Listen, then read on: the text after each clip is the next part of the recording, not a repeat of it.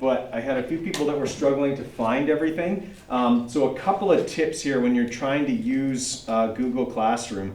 Okay, so this is my student account. It works just like yours, and I verified on both my phone and the PC version of it. Okay, that everything is in the right place. But if you are not in Google Chrome, you may not be able to find everything. Okay, Google Classroom works best when you are in Google Chrome. Some of the functionality of it is on purpose disabled if you are in Safari, Edge, Firefox, or any browser that is not Chrome, because Google wants to mine your data, and they can't do that if you're not in their browser, so they purposely disable some things. So if you're having trouble finding something, that could be why.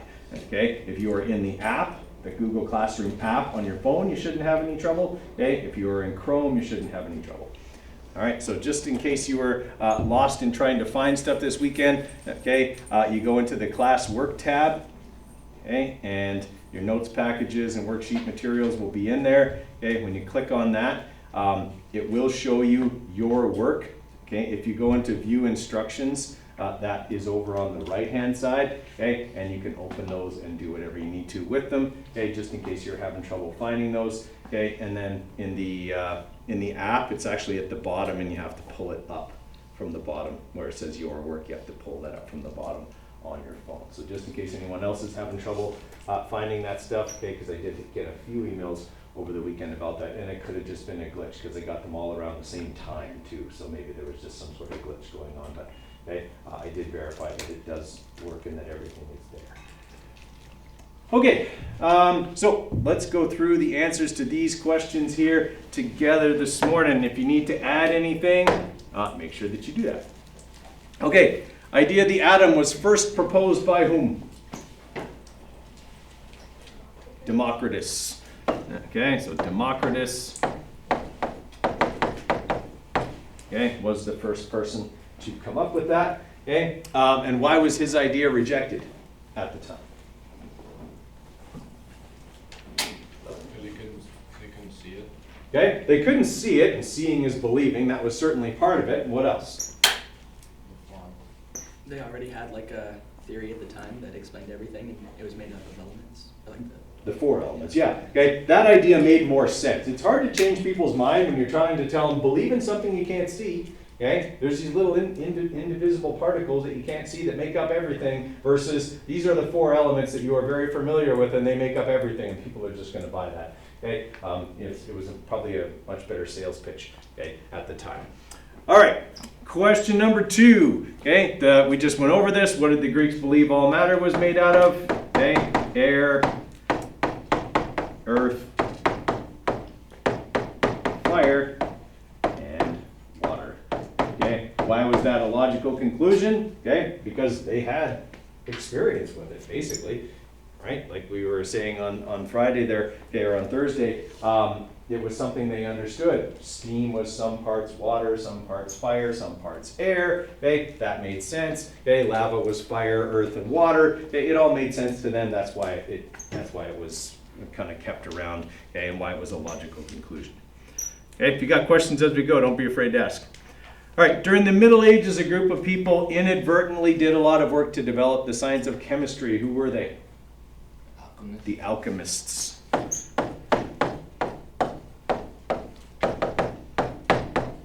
Okay, and the alchemists were trying to do what?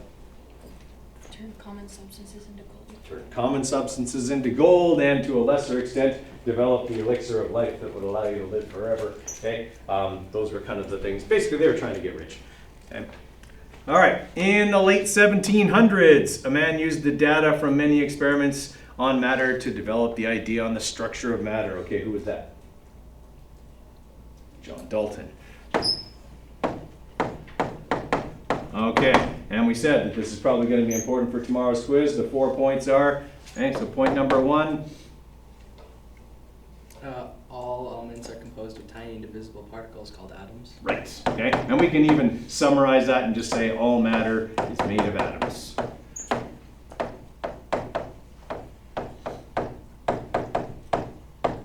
Okay, second point. Seems same elements have the same atom. Right, elements or atoms of the same element are the same.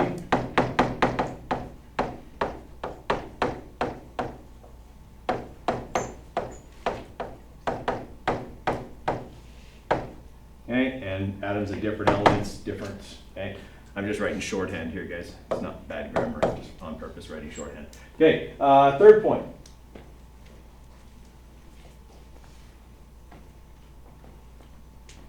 When atoms combine, they do what?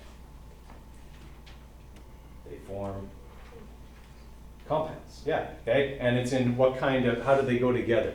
Simple whole number ratios. Okay, that was the key, that was what you were saying. Okay, all right, so atoms combine, or atoms, yeah, we'll say combine to form compounds in whole number ratios.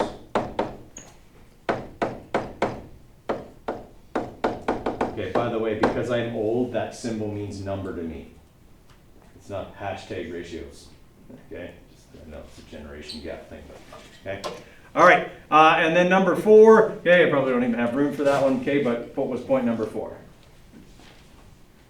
Chemical reactions occur when atoms are separated, joined, or rearranged. Exactly, okay? Chemical reactions occur when atoms are separated, joined, or rearranged, okay? But they can't be turned into other elements, okay? So basically it was the death of alchemy, okay? So we don't have room for that, but that's what the 4th point is. Okay, looking at this theory now, what things do you know of that can prove some of his ideas wrong? Okay, in point number 1, it says atoms are indivisible. Do we have the technology to prove that wrong now? Okay, we do. We have nuclear reactors. Unfortunately, we also have nuclear weapons, okay? And both of those things can split certain atoms, okay? So atoms are not indivisible, like they're not purely indivisible. They are indivisible by any chemical means. You won't split an atom in a reaction, okay? But you can split an atom if you have the right equipment. Do some atoms actually split on their own? Yeah, radioactive elements, okay, actually break down on their own. That's why they're radioactive, okay? As they break down, they emit high energy particles, radiation, okay? So things that are very large, like uranium, plutonium, and basically everything over 100, okay, is going to be radioactive, okay? They become less stable as they become very big. All right. Anything else we know of in there that could prove some of those ideas wrong?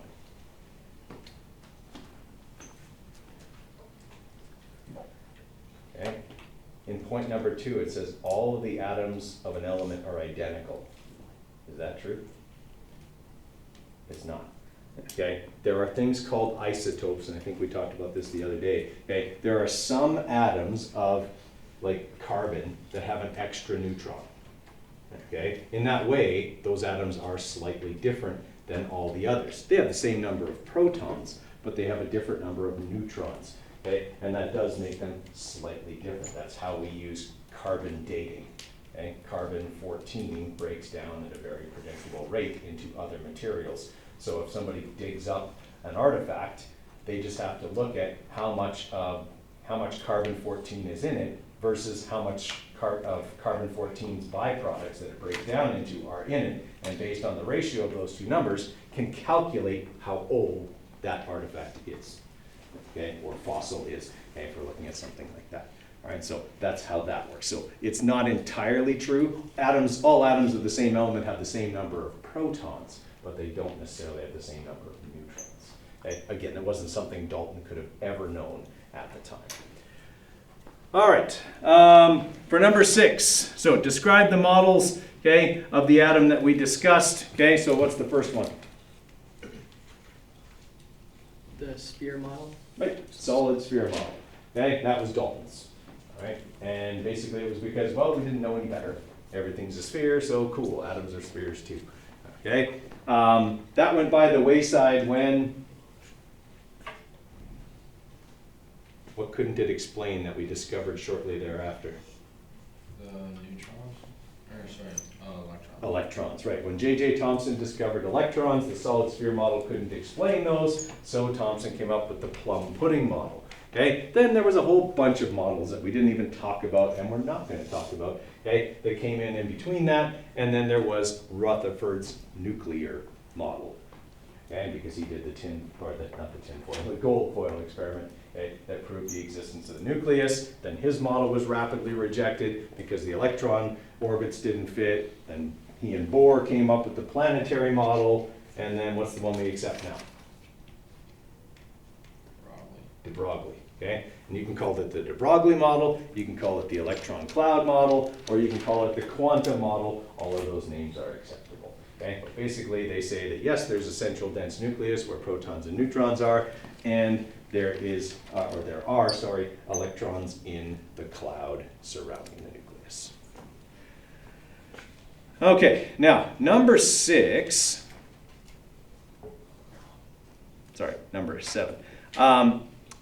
As our knowledge increased, we discovered the atom had smaller parts. Okay, so we just named actually all 3 of those parts. Okay, protons, what charge do they have? Positive, where are they? Nucleus, okay. Neutrons are neutral, and where are they? In the nucleus. And electrons are negative, and they're in the cloud. Okay, that's basically all you need to write for question number 7.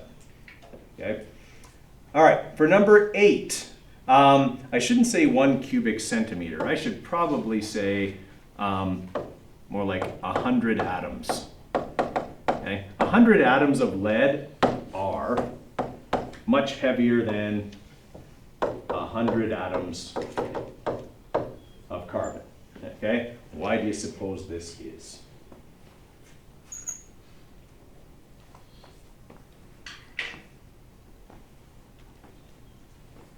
Is it because lead has more atoms? Not so much that it has more atoms, but its atoms are, I'm not sure. they're bigger. Okay, lead atoms are bigger. Okay, I mean there is a density thing as well, and the way I had that worded, that answer totally makes sense. Yeah, because lead is way more dense than carbon is. That's why I want to change it. I should have changed it. I forgot to. Okay, to 100 atoms and 100 atoms. So if I look on my periodic table, okay, carbon has 6 atoms, or 6 protons, sorry, in its nucleus, 6 electrons, and according to this, also 6 neutrons. Okay, so its atoms are fairly small. But if I look at lead, okay, lead has 82 protons in its nucleus, and 207 minus 82, mental math, 125 neutrons in its nucleus, and 82 electrons. Is there way more stuff in a lead atom? Then if I have 100 atoms of lead, it's going to be heavier. Okay? And that's true as you go along the periodic table. Everything generally gets heavier with an increasing atomic number. Okay? All right. Now, number 9 may have been a question you might have had trouble with because it isn't something we outright talked about. Okay? So, in a nuclear reactor, what you have essentially is what are called fuel rods. Okay? And fuel rods is a very good name for them because they're basically a metal rod, and embedded on that metal rod are what we call fuel pellets. Okay? Those fuel pellets are made of enriched uranium.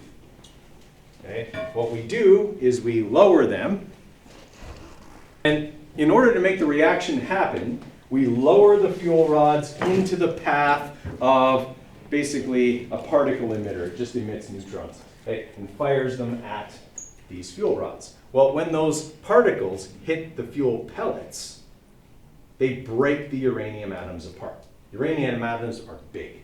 Okay, like we said, a lead atom has 82 protons. Well, a uranium atom, why am I not finding it, has 92 protons in its nucleus, and it's got a mass of 238, so it's got even more neutrons, so it's a bigger atom than lead. Okay? Oddly enough, one of the things it breaks down into after undergoing nuclear fission is lead, okay? A radioactive form of lead. So what we do is we shoot these things at the fuel pellets and they start to split. Okay? And as soon as they start to split, they hit other atoms. The chunks of the atoms that have been broken go off and hit other atoms, and they break, and they emit lots and lots of energy, heat usually. Okay? That heat boils the water that they're in, okay, and makes steam, and the steam turns a turbine, and the turbine makes electricity. That's how electricity is produced by a nuclear reactor. Okay? You get bad stuff happening if all the water goes away.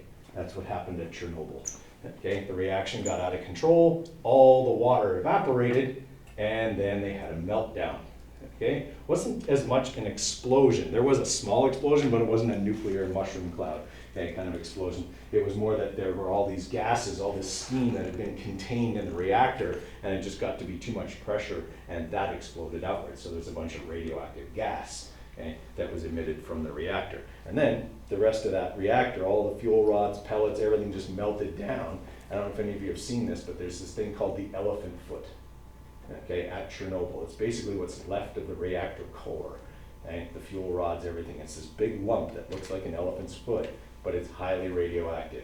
Okay? And that's kind of the problem with nuclear power, is if there's an accident, which is incredibly rare, obviously, okay, you have, this mess.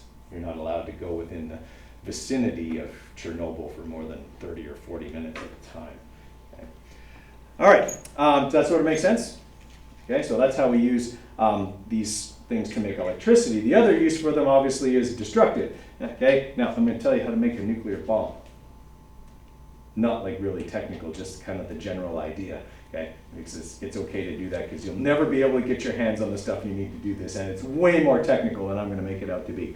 Okay, so generally what you have, okay, in a nuclear bomb is, obviously in a nuclear bomb you don't want the reaction controlled like it is with fuel rods. Okay? If the fuel rods start to get too hot, all you do is pull the rods out so that less of them are exposed to the rays and they don't undergo as much fission and it cools off.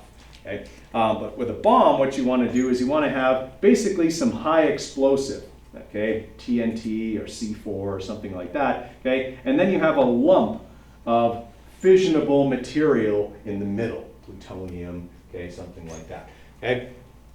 So there's actually two explosions when a nuclear bomb goes off. There's the explosion that causes the mushroom cloud. Okay, that's the mushroom cloud is the second explosion. So they create this shaped charge so that when it explodes, the explosion directs a whole bunch of high-speed particles inwards at this already unstable fissionable material. Okay, that starts the splitting process. Okay, and as one atom breaks, its parts go off and break the parts of other atoms, and their parts go off and break the parts of other atoms, and there's a chain reaction that leads to the Oppenheimer-like destroyer of worlds, okay, big explosion. Okay, generally that's how it works. Okay, obviously it's far more complex than that, but that's generally how it works for a fission bomb. Okay, a fusion bomb, there's also still an explosion, but it creates a pressure wave that causes the stuff to fuse together. Okay. All right. We talked about number 10 already. Atoms are indivisible. Okay. Why was that statement believed for so long? Well, because we couldn't do it. Okay. We believe lots of things are impossible until we can do them, like breaking the sound barrier and stuff like that. So we just couldn't do it. Okay. It's still somewhat true, provided no human technology, like the two things we just discussed, are present. Okay? Now, when people discovered that some atoms break down on their own, okay, was that an important discovery? Okay? Knowing that some things are radioactive and thus unstable led to the idea that we could use that for energy. Unfortunately, the people who discovered that had very short lives. Anyone know why? Like Marie Curie and Henri Becquerel and guys like that? Because they got cancer from the radioactive stuff they were working with. They didn't realize that it was harmful. They were just sick all the time. okay, like Henri Becquerel and Marie Curie, were very sickly, okay, because they were getting radiation poisoning every time they went to work. Okay? Henri Becquerel had these special rocks in his desk, that's what he called them. Okay? They were like chunks of radioactive material. Okay? To this day, his desk is in a museum in France, and it's still radioactively hot. Okay? If you ran a Geiger counter over his desk, it would make that clicking sound. Okay? And this guy sat at that desk, okay, day in and day out. It's no wonder he was always sick and eventually died, okay, because he was always exposed to radiation. Okay? Obviously, we know better now. Okay, from what you know of the structure of the atom, okay, how do you think it stays intact? Why do the electrons not fly off or the protons separate from the nucleus? Let's start with the easier one. Why don't the electrons fly off? Why do they orbit the nucleus?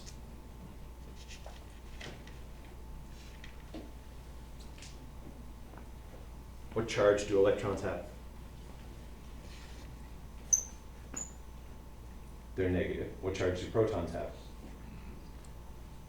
Positive. Do opposites attract? Okay, so electrons are attracted to the nucleus in the same way that the Earth is attracted to the sun.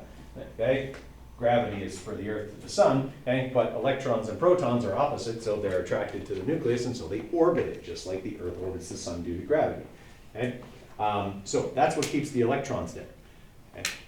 What keeps the nucleus intact is something called the strong intermolecular force. Okay? And it's basically just that protons are the most purely positive thing you can have. When you set them next to something neutral, that neutral thing appears almost negative by comparison, so they generally stick together. This force only works really well for smaller atoms. That's why as atoms get larger, they start to become less stable, okay, and become radioactive. It's not enough force to keep the nucleus together, and pieces of it will come off. Okay? All right, and we talked about number 12 as well. Okay, the principle that makes glow-in-the-dark materials work, okay, is used by plants to produce food. This is part of de Broglie's electron cloud model. Okay, electrons can get excited. They can make a quantum leap or jump up to higher energy levels. Okay, and then when they fall back down, they release their energy either as light, okay, or as energy that can be used to make sugar from water and carbon dioxide. Okay, so that has to do with the electrons being able to move from level to level. All right, questions on any of those? Okay, should you expect to see that stuff on tomorrow's quiz? Definitely. So make sure you study that tonight as you go over the practice quiz. The practice quiz will post today between 3:20 and 3:30. Okay, so make sure you check out that practice quiz. I don't think I have an answer video because basically the same questions will be on Tuesday's quiz. Okay, so all the answers are in your notes. You'll be able to get them all. All right, let's move on to naming compounds. So I need you to find lesson 2 here. I'll give you a minute or two to find that, and then we'll get going on naming compounds. So what we're going to be going over today is going to be mostly review, okay, but we might get into some new things about ionic compounds that you haven't learned in Science 9. Okay, so basically we want to be able to identify a compound as ionic or molecular, which you did learn in Science 9. So how do I tell an ionic compound from a molecular compound?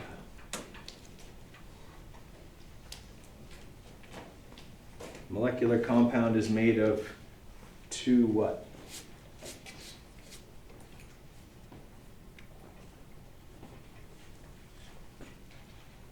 Metal? 2, the other one.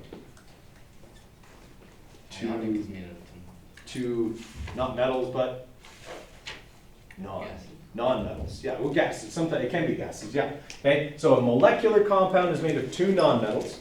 An ionic compound is made of a metal and a non-metal.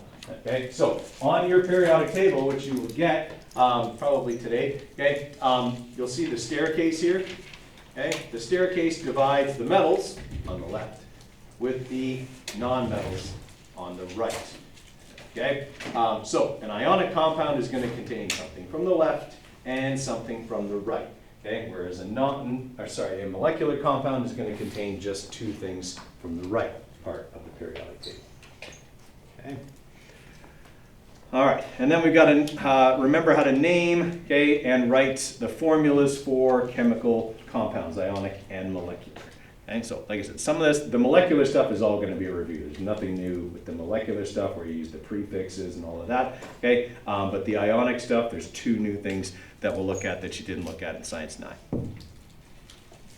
Okay, so for ionic compounds, okay, they occur when a metal and a non-metal combine, like Dalton said, combine to form a compound in a simple whole number ratio.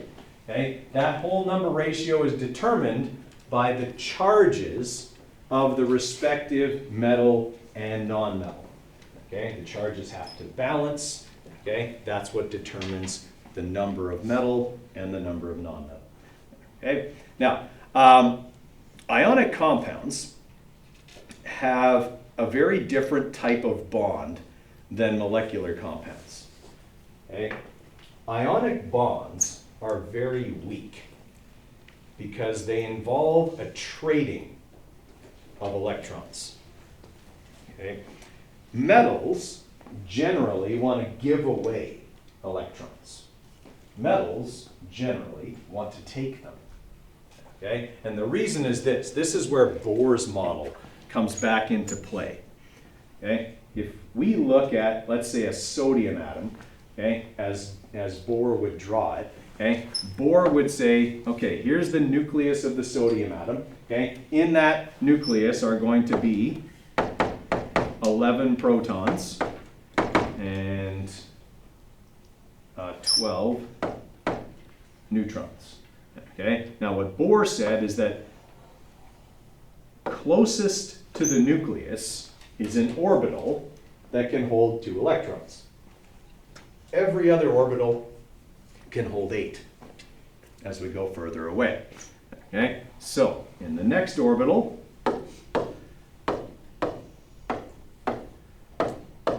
there would be 8 electrons.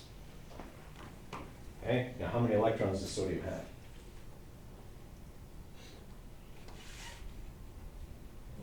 11. Okay, so that means in its outer shell that is capable of holding 8 electrons, there's only 1. Okay, so there's this one lonely electron in the outer shell. Okay, now chlorine is a nonmetal. Okay, and Na, sorry, I should say that's Na. Okay, in this chlorine atom, okay, according to our periodic table, okay, chlorine has 17 protons. And 35.45.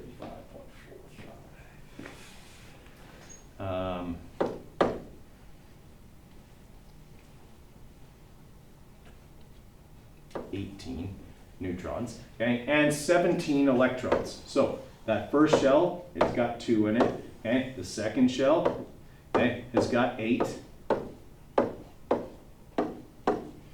And then the last shell, to get up to 17, has 7 in it. Okay, now according to Bohr and Rutherford, all elements want their outer shell to be full. Okay? They want their outer shell of electrons to be full.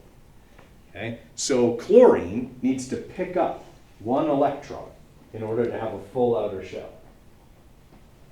For sodium, if it can just dump 1 electron, its outer shell will be full too, because its outer shell will be the one underneath.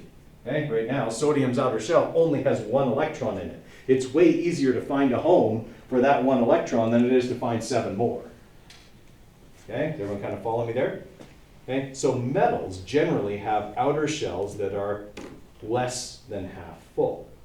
And non-metals generally have outer shells that are more than half full. Okay, so metals generally want to give away electrons, okay, and non-metals generally want to take them. That's the easiest way to get a full shell. All right, so in an ionic bond, all that happens is, okay, that the metal is going to give away that outer electron, and then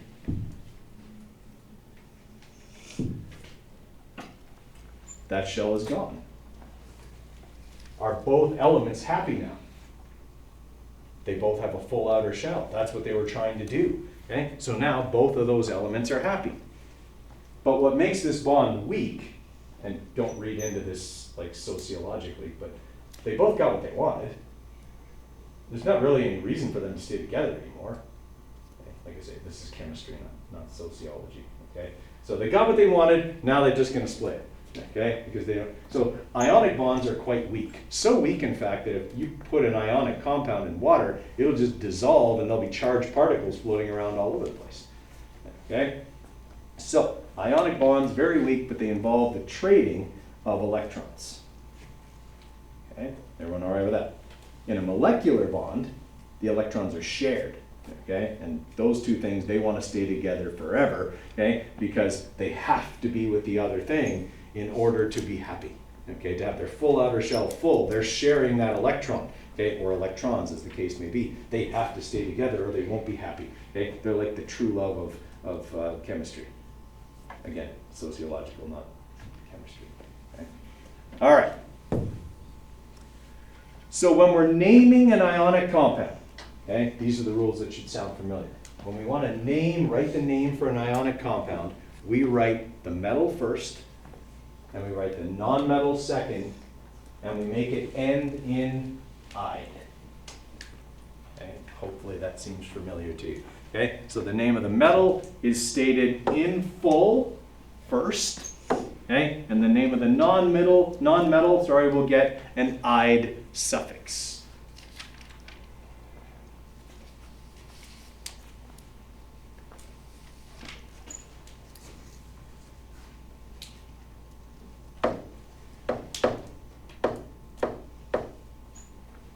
What would that stuff be called then?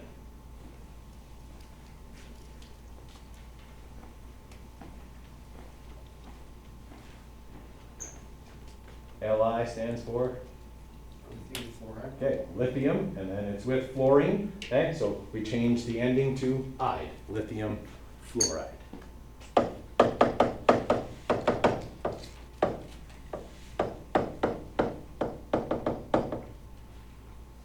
Okay, oh, I spelled that wrong, didn't I? I did. I always spell that one wrong. U first. That seems like that should be an easy way to remember. Okay, fluoride. Everyone all right with that? Okay, so naming ionic compounds, I write the metal first, I write the non-metal second, I make the non-metal end in "ide," that's it. I don't have any prefixes ever in an ionic compound. Okay? The reason for that is there's only one way for those two atoms or elements to go together and have their charges be balanced.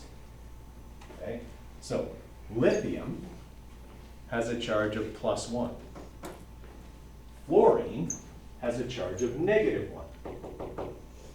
Okay?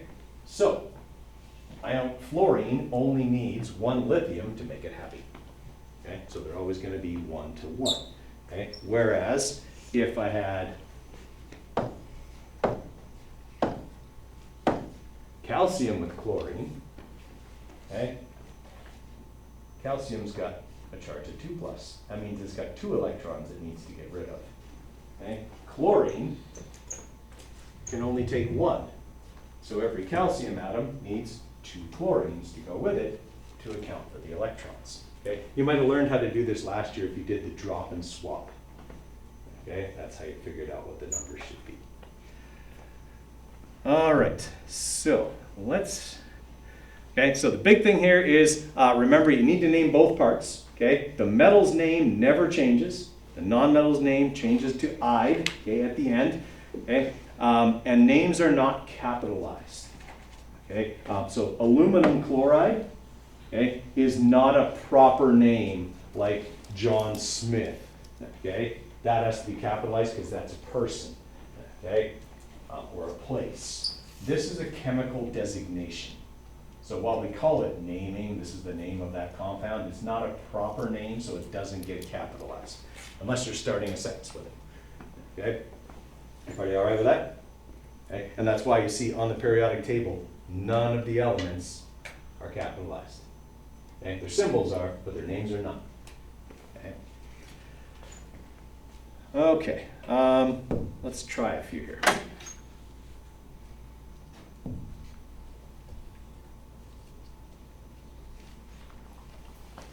I'll give you a couple minutes, see what you can do. I'm going to hand out some periodic tables here. Okay? So, for the first one here, what does Na stand for? Sodium. Okay, so I'm going to write sodium. Okay, and what does Cl stand for? Chlorine, right? But we're going to change it to chloride. Okay, sodium chloride. All right, for number 2, what does K stand for? Potassium.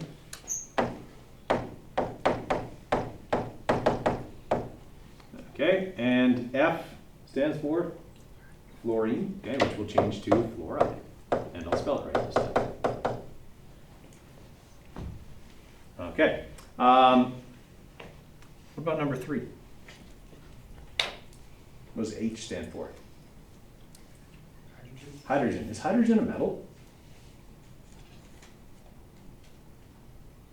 Okay, let me ask you this. If I heat up a metal enough, can I turn it into a gas?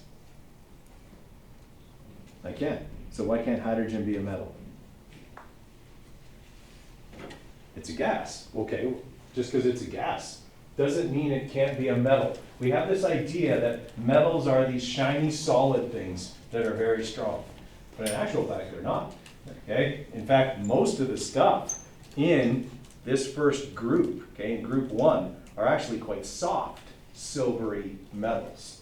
Okay? Hydrogen would be soft and silvery if you got it cold enough. Okay? It's just that its boiling points and melting points are very, very cold. But hydrogen actually behaves as both a metal and a non-metal. Okay? But it is in fact the most metallic thing you can have. Okay? Weird, but true. Okay? So how do you tell? If hydrogen can be both, if it can be a metal and a non-metal, how do you tell when it's acting as a metal or a non-metal? The answer is, if it's listed first, it's behaving as a metal, because we always write metals first. Okay? If it's behaving as a non-metal, then it would be listed second, like this. Okay? That's a molecular compound. Hydrogen is behaving as a non-metal there because it's listed second. Okay? Everybody all right with that idea? Okay. So then if this is behaving as a metal, then I write hydrogen. I write the metal's name. Okay? And then I write the non-metal's name ending in I. Hydrogen iodide. Okay? Which is actually a very strong acid. Okay. All right, what about number 4? What does Ca stand for? Calcium. Okay, what does Br stand for? Bromine. So we change that to bromide. Calcium bromide. Okay, have I had a prefix in any of these names? And nor will I ever. Okay, I never use a prefix in an ionic compound. Okay, prefixes only get used in molecular compounds because in ionic compounds there's only one way for calcium and bromine to go together and have all the charges balanced.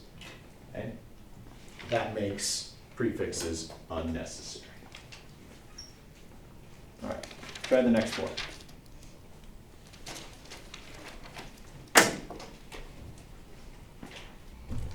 Okay, let's try these ones. All right, what does Al stand for? Aluminum. Okay, and of course, that's how we say it here in North America. It's also how we spell it. But if you look on your periodic table, it's spelt the way it's said in Europe, aluminium. Okay, I'm pretty sure they've changed it on there, have they not? Yes. Okay, which, it sounds all like prim and proper when you say it, aluminium, but I don't know, I just can't get past that. That doesn't sound right to my ears somehow. So, okay, you can spell it either way. Okay, I will spell it this way because that's the way I learned how to do it, and I'm old and stuck in my ways. Okay, and I drive an all aluminum truck. I don't drive an all aluminium truck. It just sounds not right somehow. Okay, so you can spell it either way. Oh, and you shouldn't capitalize it like I just did. Aluminum. Okay, and what does AT stand for?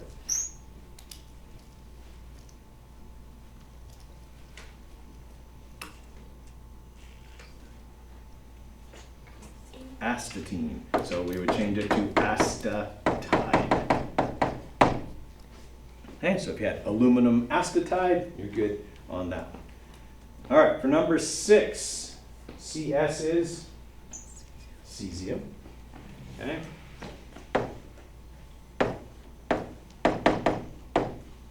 All right, and what does the S stand for?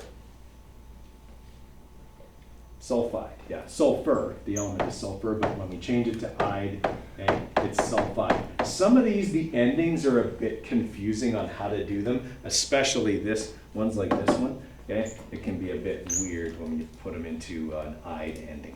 Okay, all right. What about number 7? We already know what Na stands for. That's sodium. Okay, what is O? Oxygen. Okay, so when it's oxygen, it's oxide. Okay, nitrogen is the same way, nitride. Okay, we always want to have it end in ide. It's not nitrogenide. Okay, sometimes how people write it that way. You gotta take off the last little bit, okay, and end it in ide. All right, number 8. What does Ba stand for? Barium. Okay, now for selenium, there's a couple of different ways to write it. You can write it the way I usually do, which is the shorter way. And you can write it selenide, or you can also write it as selenamide. Okay, some of those ones are a little bit longer. You have a choice as to which way you write it as an ide ending. Selenide is shorter, okay, but selenamide is equally valid. Okay? Either way would be good on a test or a quiz. Okay. Questions so far? How are we feeling about this? Okay. This is all the same as what you did in Science 9. I haven't done any of the new stuff yet. Okay.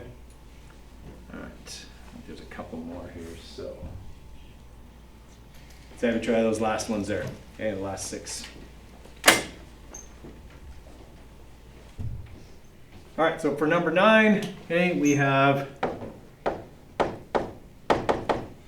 radium telluride.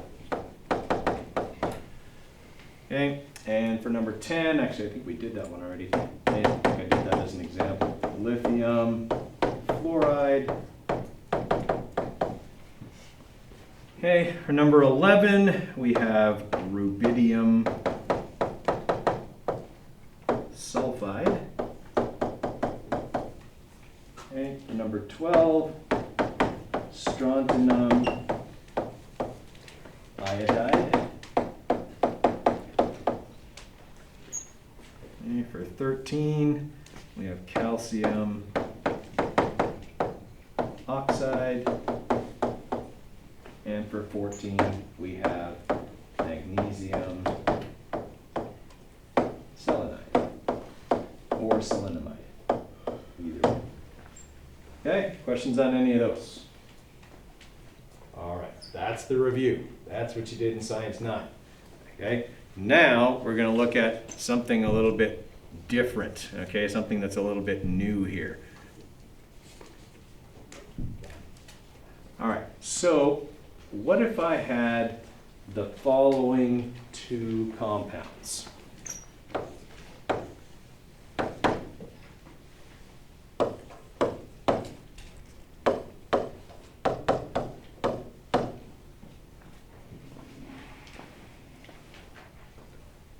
What would you call those?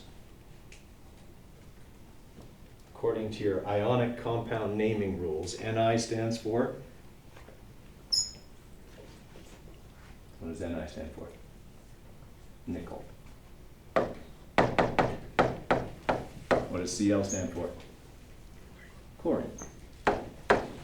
Okay, since I'm not allowed to put prefixes in an ionic compound, those 2 compounds have the same name. And they both exist. Because nickel, like a lot of metals in the middle of the periodic table, is what we call a transition or multivalent metal, which means it can lose different numbers of electrons when it makes a compound. Okay, so if it joins with a non-metal, there's one or two different ways it can do that. Sometimes two or three different ways it can do that. Okay? So if I have those two compounds and they can both exist, they have the same name. Do they have the same properties? They don't. Okay? Those two compounds could be very different. Okay? They might be the same color, okay? But they're not going to look quite the same, right? And worse than that, what if one of them is really good for you and one of them is poisonous? I mean, it's a possibility, right? You wouldn't want to be writing a paper about all the health benefits of nickel chloride and then somebody takes the wrong one and dies. Kind of a big deal, right? Okay? I can't have two things that are different have the same name. Trust me, I know. I once had two people with the same first, middle, and last name in a class. Chase William Anderson. Two of them. And I gotta tell you, they could not have been more different. Those two guys. Could not have been more different, but they had exactly the same name, which was problematic. Okay? Like I honestly had to have them, when they handed in their stuff, 1 and 2. Okay? Like, I'm chase number 1, I'm chase number 2, which kind of sucked for the guy that was chase number 2, but okay, we had to have some way to tell them apart, other than their Alberta student number, which was really the only other way. Okay? I hope I really didn't mix their marks up at any point. You know, they were right beside each other in the grade book. Okay? So, it's a problem to have two things with the same name. Therefore, there's got to be a way to separate them. Right? So, when nickel joins and makes an ionic compound, if you look at it on the periodic table, it has more than one possible charge. Okay? If you go over here, okay, things like magnesium is always a 2+, sodium is always a 1+. Okay? In your nonmetals, everything only has one charge. Okay? Everything in column 17, in group 17, is a -1. Everything in group 16 is a -2. Everything in group 15 is a -3. Okay? These are the only things that have more than one charge. Okay? And nickel is one of them. So what I have to be able to do is tell people in the name, which nickel is this? Because in the name, I can't see whether it's the 2 or the 3. Right? So here's what we do. Okay? In this compound here, okay, chlorine always has a -1 charge. Okay? I know it's kind of hard to see that on your periodic table. You do just have to memorize that all the nonmetals in group 17 are -1, and all the nonmetals in group 16 are -2, and all the nonmetals in group 15 are -3. You just have to memorize that. Okay? But if I'm looking at this one here and I know that chlorine always has a -1 charge, and there are 3 chlorines, that means I have 3 negative charges. Now, according to what we know of ionic compounds always have to have their charges balanced. So, since there's only one nickel here, the charge on this nickel, is it the 2+ or the 3+?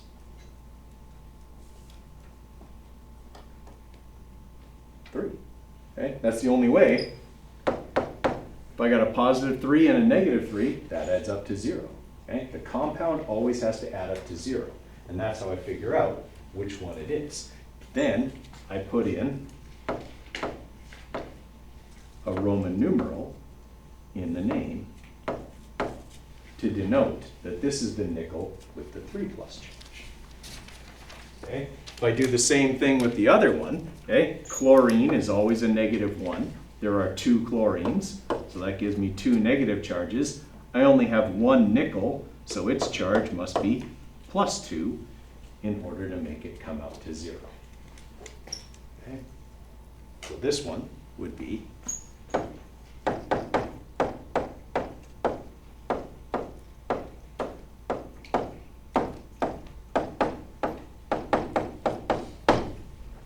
nickel 2 chloride. Okay? Now, does that mean you need to know your Roman numerals? It does. But here's the relief. You don't have to know them enough to do like the Super Bowl.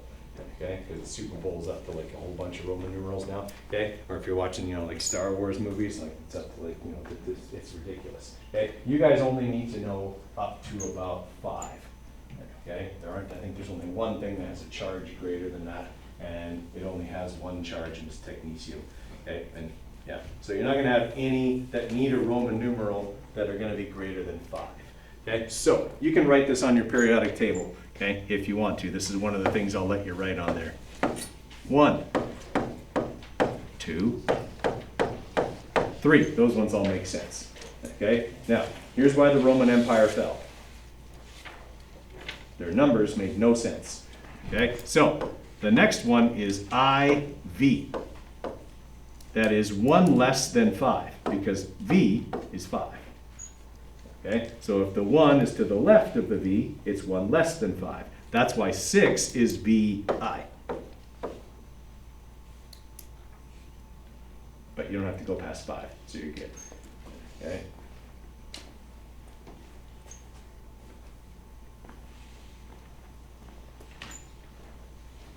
Okay, so let's try this one.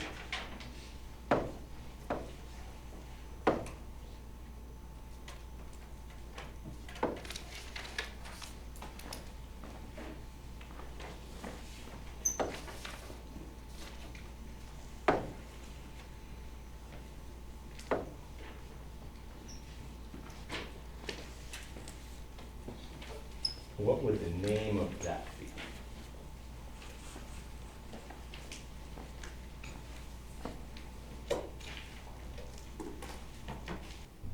Okay, according to the periodic table, Mn stands for manganese. Manganese can be 2+ or it can be 4+. Okay. Now, in this compound, I've got 1 manganese and how many oxygens? 2. According to my periodic table, okay, oxygen is in group 16, and everything in group 16 has a -2 charge. Okay, so every oxygen is a -2, and I've got 2 oxygens. So how many negative charges are in this compound? How many? -4. 4. I've got 4 negative charges. Okay, every oxygen is -2. 2 times -2 is -4. So that means I've got to get 4 positive charges out of 1 manganese. So the charge on manganese then has to be 4. So this stuff would be manganese IV oxide.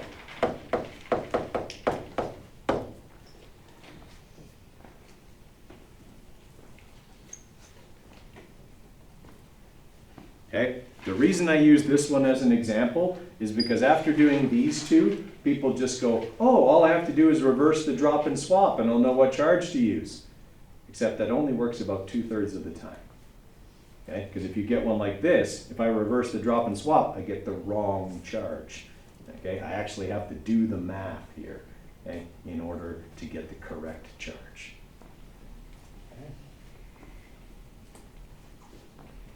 All right, let's try another one here. Let's try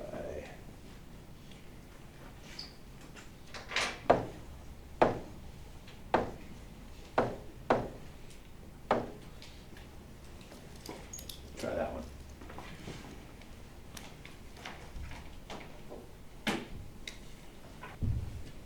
Okay, so according to my periodic table, cobalt can be a 2+ or a 3+. Okay. So what I want to do is go to nitrogen, because nitrogen only has 1 charge, and it's -3 because it's in group 15. Okay? Everything in group 15 is a -3. Okay? I know they don't write that on there, but that's what they are. All right, so nitrogen's a -3. How many nitrogens do I have? 2. 2 times -3 is -6. All right, so I've got 6 negative charges from my nonmetal. That means I have to get 6 positive charges from my metal. And I've got 3 of them. Okay, so 6 divided by 3 is 2. So this is the cobalt with the 2+ charge. So this would be cobalt 2 nitride.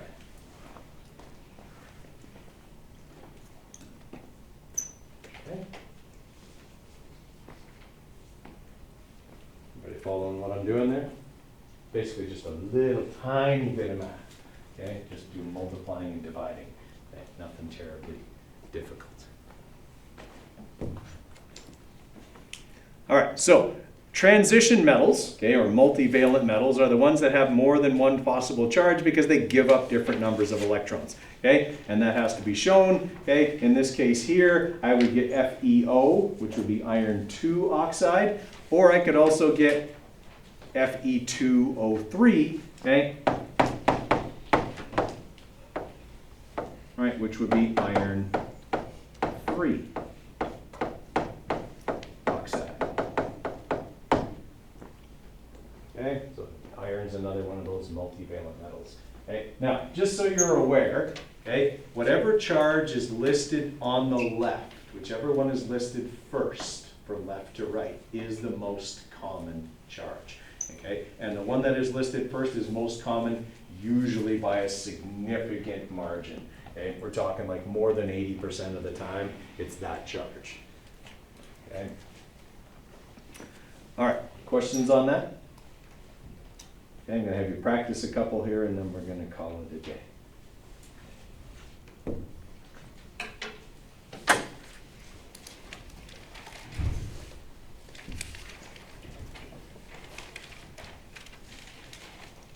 All right, we kind of already did the first one, so that one's, if you were really paying attention, you might have that one already. Okay, let's take a quick look at these ones here.